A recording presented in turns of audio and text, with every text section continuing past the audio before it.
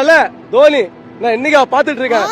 இவனுங்கெல்லாம் local cricket ஆனவங்க 2010ல south Africa போனா என் தலைவன் என்ன பிச்சுன்னு தெரியாது ஏதும் தெரியாது. மும்பையும் திணறலாம், ஆர்சிபியும் திணறலாம். ஃபர்ஸ்ட் மேட்ச் யாரு தெரியுமா? New Zealand team, central district full team கூப்பிட்டு வர்றான். புரியுதுங்களா? அடிக்கிறான் அங்கேயே முடிச்சுட்டு அடுத்த மேட்ச் யாரு தெரியுமா? வயாபா ஜெயவர்தனே ஸ்ரீலங்கா டீம் கூப்பிட்டு வர்றான். இதெல்லாம் டோர்னமெண்ட் டீம் CL-T20 சில தற்கூரிக்கெல்லாம் தெரியாது. அதே அடிக்கிறான். மூணாவது மேட்ச் விக்டோரியா கூட ஃபுல் ஆஸ்திரேலியா போகுது. ஆர்எம் கேப்டன் ரொம்ப கஷ்டம். ஸ்டாப் பண்ணோம், சூப்பர் போய் தோப்போம். நாலாவது மேட்ச் யார் தெரியுமா?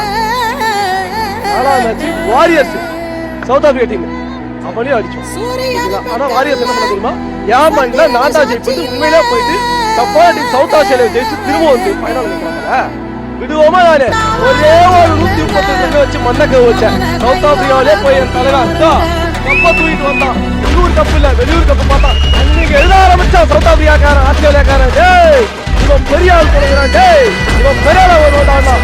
அடுத்த வருஷம் வேர்ல்டு கப்பு கப்பு பார்த்து பார்த்து பார்த்து எங்க ஃபேன்ஸுக்கு வெறுத்து போச்சு.